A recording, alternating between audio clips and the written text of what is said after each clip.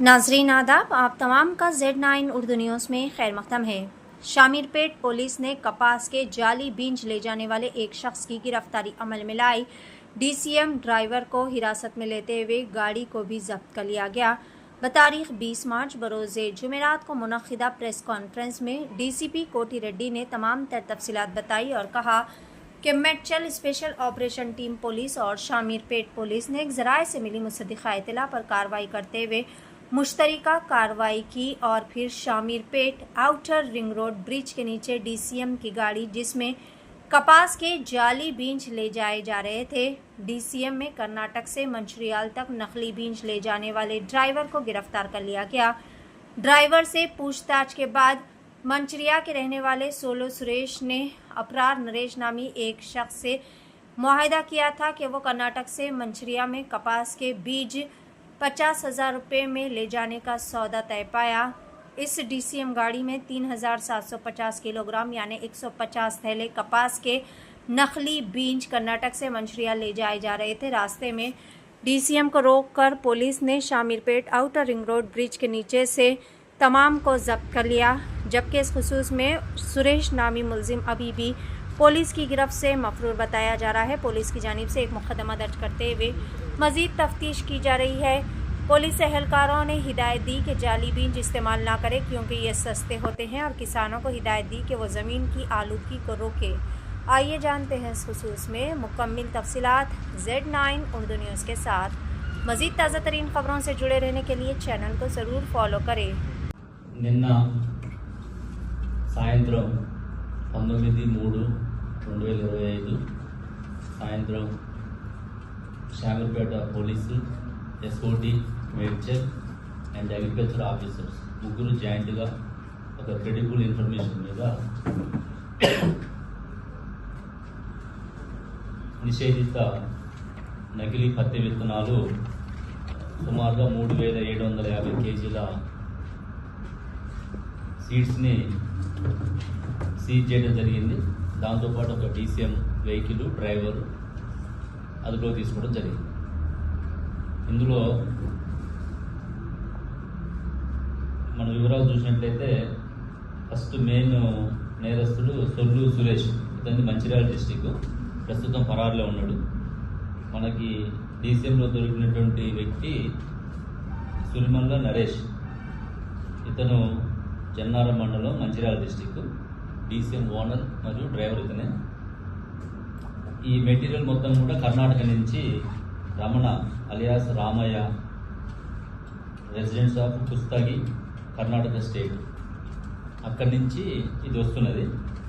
ఎవరైతే A1 ప్రధాన నిందితుడు సురేష్ ఉన్నాడో, సురేష్ అక్కడ ఉన్న కర్ణాటకలో ఉన్నటువంటి రమణతోటి మాట్లాడుకోవడము, ఇది ఆల్రెడీ బ్యాండ్, ఇక్కడ మన దగ్గర దానికి పర్మిషన్ లేదు, ఎక్కడ లేదు, ఇక్కడే కాదు కర్ణాటక లేదు, ఇండియాలో ఎక్కడ లేకపోయినప్పుడు కూడా వాళ్ళు రైతులు మభ్యపెట్టి వాళ్ళు సొమ్ము చేసుకోవాలనే ఉద్దేశంతో ప్లాన్ చేసుకొని ఈ DCM ఎంగేజ్ చేసుకొని అతనికి నరేష్ అనేటువంటి వ్యక్తికి ఎక్కువ కిరాయి ఇచ్చి, నార్మల్గా అయితే రారని చెప్పేసి ఎక్కువ కిరాయికి ఇచ్చేసి ఇతను ఎంగేజ్ చేసుకోవడం జరిగింది. ఇతను కూడా ఆ విషయం తెలుసు. దాంతో మనకి ఇక్కడ మన SOT వాళ్ళు, ఇక్కడ అడిషనల్ మన DCP గారు ఉన్నారు శ్రీనివాస్ గారు, అడిషనల్ DCP విశ్వప్రసాద్ గారు, అదేవిధంగా మా ACP Ramulu, inspector Srinath, SOT inspector Shyam Sundar, వీళ్ళందరూ కూడా, అదేవిధంగా అగ్రికల్చర్ ఆఫీసర్ కూడా శ్రీనివాస్ గారు, వీళ్ళందరూ ఇన్ఫర్మేషన్ని కలెక్ట్ చేసుకొని ఆ వెహికల్ వస్తున్న మూమెంట్ని ట్రాక్ చేసి మన ORR ఎగ్జిట్ దగ్గర దాన్ని ఇంటర్సెప్ట్ చేయడం జరిగింది. చేసి ఇమీడియట్గా అందులో ఉన్న మెటీరియల్ కూడా శాంపుల్స్ తీయడము, దాన్ని ప్రైమరీగా టెస్ట్ చేసుకోవడము, అవి బ్యాండ్ ఐటమ్స్ అని మనం నిర్ధారణ చేసుకున్న తర్వాత ఇమీడియట్గా పోలీసుని తీసుకొచ్చి కేసు రిజిస్టర్ చేయడం జరిగింది. ఇది మన భారతదేశంలో, మన ఇండియాలో హెర్బిసైడ్ టాలరెంట్ పత్తి అంటారు అన్నట్టు, అంటే కలుపు మందులు కట్టుకొని పెరిగే పత్తి మన ఇండియాలో ఎటువంటి అనుమతులు కానీ వీటికి లేవు ముందు నుంచి కూడా. ఇది ఏంది అంటే ఈ పత్తి BG3 అంటారు. మన ఇండియాలో BG1 BG2కే అనుమతులు ఉన్నాయి, BG3కి అనుమతులు లేవు. ఇది మనము గ్లైఫోసేట్ అనే మందు మనకు రోడ్ల మీద కానీ ఓరాల మీద కానీ రైతులు స్ప్రే చేస్తుంటారు గడ్డి రాకుండా. ఆ మందు తట్టుకొని పెరగడానికి ఈ యొక్క పత్తిలో జీన్ ప్రవేశపెట్టారన్నట్టు. అంటే ఈ పత్తి తీసుకెళ్లి పొలంలో మొలిచిన తర్వాత వేసిన తర్వాత దానిపైన ఈ గడ్డి మందు స్ప్రే చేస్తారు. స్ప్రే చేసినప్పుడు ఆ పత్తి తప్ప మిగతావన్నీ చనిపోతాయి. ఆ విధంగా చేయడం వల్ల ఏమవుతుంది, మనకు భూమిలో ఉన్న మైక్రో ఆర్గానిజమ్స్, చిన్న చిన్న పురుగులు కానీ ఇంక ఇతర మొక్కలు కానీ అన్నీ కూడా చనిపోతాయి, ఒక ఈ పత్తి మొక్క తప్ప. ఇది రైతుకు ఆయనకు దీని వల్ల జరిగే దుష్పరిమాణాలు అవగాహన లేక వాడుతున్నాడు. ఆయనకు ఇన్స్టెంట్గా లాభం జరుగుతుందని వాడుతున్నాడు. కానీ దీనివల్ల ఇది కంటిన్యూ ఒక 3 పంటలు 3 సీజన్లు స్ప్రే చేసినచో రైతుకు క్యాన్సర్ వచ్చే అవకాశం ఉంది. ఇది ఆల్రెడీ సైంటిఫికల్గా ప్రూవ్ అయింది. తర్వాత వాతావరణం కూడా మనకు మొత్తం కాలుష్యం అవుతుంది.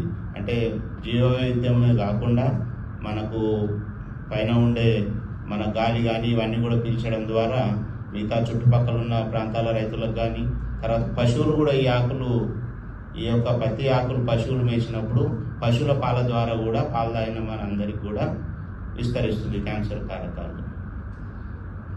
ఆ తర్వాత ఈ యొక్క క్రాస్ జరుగుతుంది. ఇది మనము ఫీల్డ్లో వేసినప్పుడు ఇంకో వేరే పంటలకు క్రాస్ జరుగుతుంది, కలుపు మొక్కలకు కూడా క్రాస్ జరిగి వాటిలో కూడా ఈ జన్యు వెళ్తుంది. ఈ జన్యు వెళ్ళినప్పుడు ఆ విధంగా కూడా మనకు మొత్తము కలుపు చెట్లన్నీ కూడా ఈ జీన్ ఉన్నవిగా తయారవుతాయి. అది ఇంకా చాలా పెద్ద దుష్పరిమాణం. ఇవన్నీ దృష్టిలో పెట్టుకొని భారత ప్రభుత్వం దీన్ని మన ఇండియాలో అనుమతులు లేవు కాబట్టి ఇటువంటి ఎవరు కూడా సాగు చేయరాదు. దీన్ని రైతులందరికీ కూడా వ్యవసాయ శాఖ తరఫున కూడా అవగాహన కల్పిస్తున్నాము. ఎటువంటి కూడా సమాచారం ఉన్నా దయచేసి అందరం మనం నివారించి రైతులకు మేలు చేయాలని కోరుకుంటున్నాం.